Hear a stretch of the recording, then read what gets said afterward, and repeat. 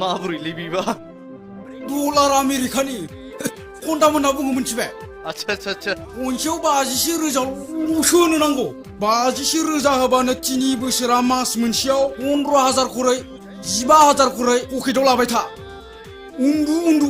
खामानिबो मावलायनो गोनां गैया आरो खामानिबो मावोबा माने मानसि बुथुमबावोबाथ' ख्र' कमिसन मोनबाय थायो मिथिबाय मोजांथ' उनाव थगायजाबासो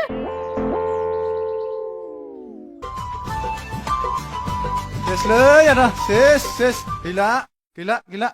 माया गैलाब्रा मासे बाद जाबाय खोथाफोरखौ मोजाङै खोन्थाबा जों बोरै मिथिनांगौ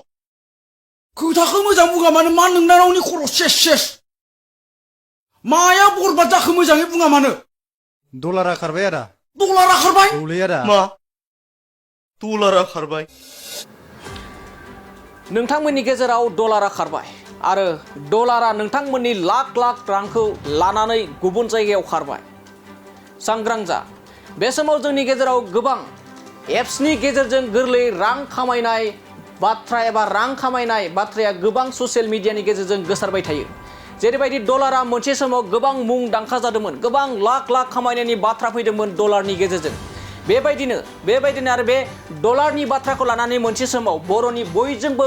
सिनायजानाय आरो मुंदांखासिन फैला जे बरगयारी बिथाङा मोनसे सावथुन दिहुनदोंमोन आबुं सावथुन दिहुनदोंमोन जे डलारा माबोरैहाय रां थगायनानै जोंनिफ्राय एबा जोंनि रांखौ लाख थगायनानै लानानै खारखो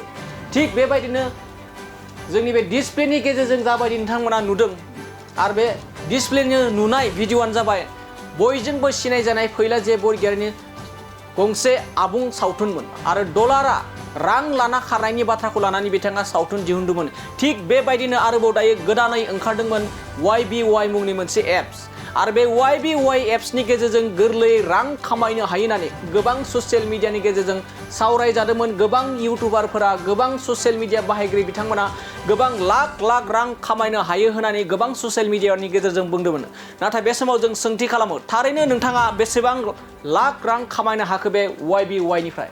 आरो बे YBY नि एप्सनि जा YBY एप्सआ दायो बे समाव मिन्थिनाय बायदिब्ला बेन जाबाय एबा बन्द जानानै दङ रावबो रां बिनिफ्राय उइथड्र खालामनो हाला होननानै बे समाव गोबां ससियेल मिडियानि गेजेरजों फोरमायदों आरो गोबाङानो दुखु फोरमायदों गोबां सुबुंफोरनिफ्राय गोबां राङा खहा जानाय बाथ्रा एबा खौराङा बे समाव गोसारगासिनो दं 1 लाख 2 लाख 3 लाख 5 लाखहालागै 10 लाखहालागै 10 लाखनिबो बांसिन लाख सुबुं एबा लाख राङा बे समाव खहा जानाय YBY गेलेनानै गोबां खहा जानाय बाथ्राया बे समाव ससियेल मिडियानि गेजेरजों सोंखारिदों आरो जाबायदि रांखौ उइथड्र खालामनो हायोमोन सिगाङाव नाथाय दा YBY निफ्राय रां उइथड्र खालामनो एबा रांखौ उइथड्र खालामनो हाला होननानै बे समाव ससियेल मिडियानि गेजेरजों गोबां बाथ्रा सावरायनायखौ बे समाव नुनो मोननाय जादों बे समाव फिन सोंथि खालामबावो थारैनो नोंथांमोना बेसेबां आरजिखौ YBY निफ्राय एबा नोंथाङा YBY आव एबा YBY फान्डआव नोंथाङा बेसेबां लाख रां खहा जाखो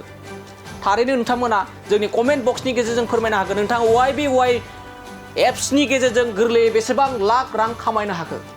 आरो नङाब्ला नोंथांमोना YBY एप्सनि गेजेरजों बेसेबां लाख रां खहा जाखो नोंथांमोना जोंनि बे कमेन्ट बक्सनि गेजेरजों फोरमायहर बे समाव फिन फोरमायबावोदि डलारा जेरैबायदि मोनसे समाव खोब जोंनि गेजेराव मुंदांखा जादोंमोन आरो डलारा गोबां सुबुंनिफ्राय लाख रां लानानै गोमादोंमोन एबा खारदोंमोन बेखौ लानानै फैला जे बरगयारी बिथाङा मोनसे समाव सावथुनबो दिहुनदोंमोन बेबायदिनो YBY आबो खारनानै दङ नामा थारैनो YBY निफ्राय जाबायदि रां मोननांगौ दं बै रांनिफ्रायखौ एबा रांखौ मोनफिनगोन ना बे मोनसे गिदिर सोंथि दानिया फैदो माबोरैहाय बे YBY फोरावहा रांखावरिफोरा खहा जादों आरो लाब जादों जों माखासे ससियेल मिडियानिफ्राय स्क्रिनशट लानायखौ नोंथांमोननि गेजेराव दिन्थिलांनि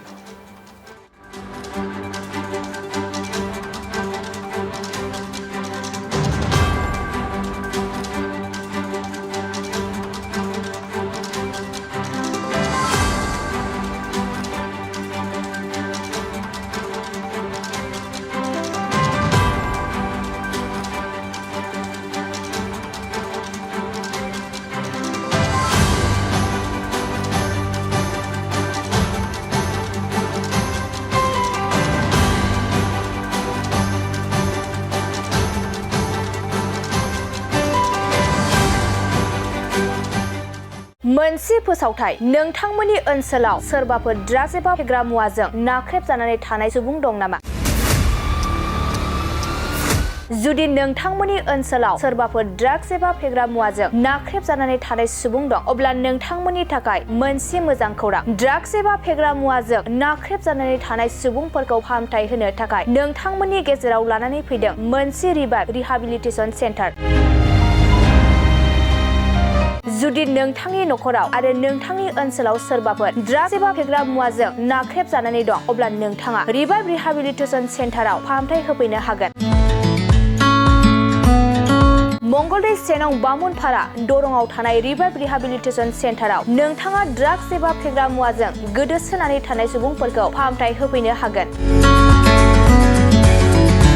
नोंथाङा नोंथांनि ओनसोलनि फेग्रा मुवाजों गोदोनानै थानाय सुबुंफोरखौ बे रिहाबिलिटेसन सेन्टाराव फाहामथाय होनानै सासे राफोद आरो मोजां सुबुं खालामनो हागोन। गोबां बाथ्रा मिथिबावनो थाखाय नोंथाङा 9859262926 60030927006 नैबे होनाय जानबुं नम्बराव खौरां लानो हागोन।